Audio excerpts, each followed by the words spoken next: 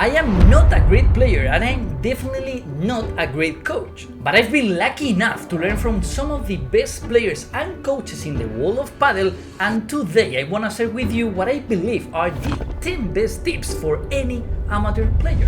Hello everyone, I'm Pablo and I welcome you to a new 4Set. Well, for today, let's skip the technical tips on how to hit a perfect por tres, because today I'm bringing you what I consider the 10 commandments for any Padel player. First, watch your grip. The only part of your body in contact with the racket is your hand, and there are two key things here. The first one is the overgrip, and yes, it needs to be replaced. If your overgrip is worn out, it won't do its job.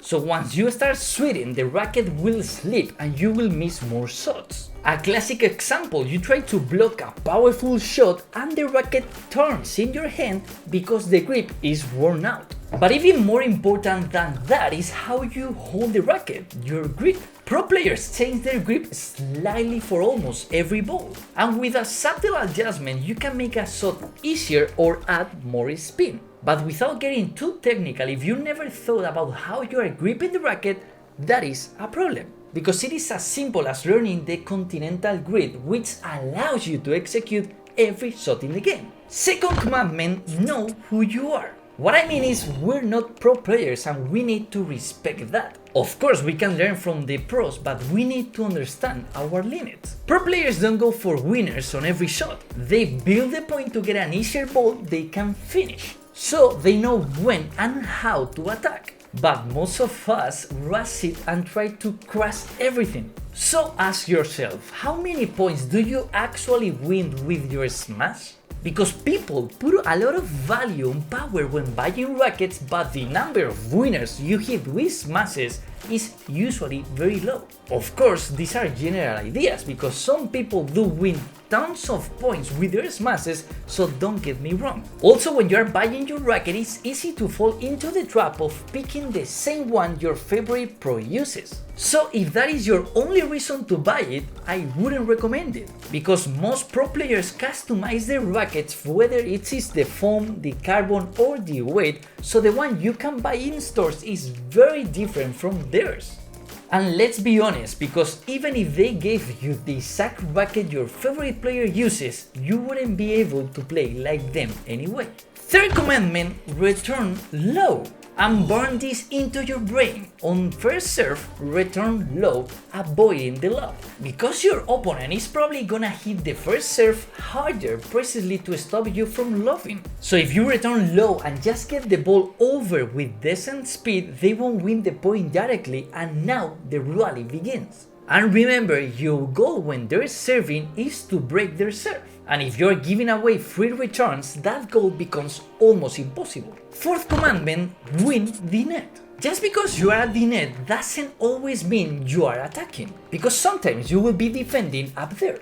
But when you are at the back of the court, don't try to win the point, try to win the net. We all get tempted to hit some beautiful angle just to have it bounce off the side fence. But be realistic, your mission from the back is to take the net and push your opponent's back. You can do that with a lob, a chiquita, or by forcing the clash. Each option has more or less risks depending on the situation. But if you try to hit miracle shots from the back, you will end up hurting your own team. Fifth commandment, serve from high. I've seen so many beginners players struggle with their serve. And think about it, the only shot in the whole game where you have full control over the ball is the serve. Because you know where it's bouncing, when to hit it, the direction, everything is in your hands. And here I have two key tips. First, bounce it instead of dropping it. It's hard to reach the legal height limit if you are just dropping the ball. But if you bounce it, it's much easier to strike the ball at the max height. And what does that thing mean? The higher you hit it, the lower the net is relative to the ball. And second, serve from high to low. Because this is basic physics. If you hit the ball from low to high, it will pop up after bouncing off the glass. But if you hit it from high to low, you will add slice. Obviously, you don't need the best serve in the world, but just by preparing your racket high and swinging down and forward, you will improve your serve a lot. 6th commandment, respect the head. Because between all 4 players there's one obstacle, the net. And the basic rule is you attack when the ball is above the net. Because how many of us have missed a volley that was too low just because we tried to hit it too hard? I've done it many times because it's pure logic. If the ball is below net height, you will need to hit upward so you can really attack. So in that case, be patient and keep working the point. And even when the ball is above the net, if the ball's too fast or has too much spin, it still might not be right goal for it. 7th commandment, aim for the middle. Because your opponents probably didn't have a full pre-season together or they might not even know each other. So there'll always be more confusion when a ball could belong to either one. So if they're not totally in sync, hitting more shots down the middle will create more hesitation. Also in the middle, your opponent has fewer angles to work with. Because the moment you open the court with an angle, you're also opening it up for your rival. 8th commandment, your partner is your friend. Because we all play Padel to have fun. Of course, some people are super competitive, but 95% of us are playing for pride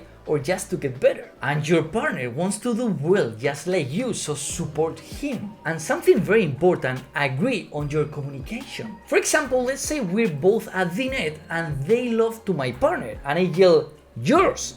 What does actually mean? Well, clear communication is to making the right decision and flowing as a team. 9th commandment, less is more. At my level and even in the pros, you can do more damage by playing soft than by playing hard. And doing damage doesn't always mean hitting a winner. Because how many times have you hit a bandeja that dies in the corner and your opponent has to barely get it out, giving you a super easy ball? Or a soft volley down the middle that doesn't even reach the back glass? Well, not everything in Padel has to be played hard, not even close. Because being able to play soft is just as important as being able to play with power. Also, the harder you hit, the more your shots will bounce. A strong volley down the line will always bounce back hard, giving your opponent the more chances to counterattack. And 10th commandment, make friends with the walls. Because one of the hardest things for beginners to understand is the walls and how the ball bounces off of them. But once you get it, they actually make the game more comfortable. Because every time the ball bounces off the floor or the wall, it loses about 50% of its speed. So if you try to volley it right away, you're taking more risk than if you let it hit the wall and play it after.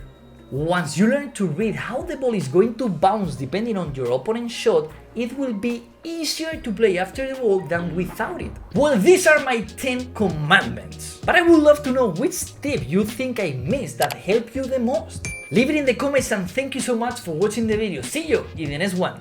Ciao!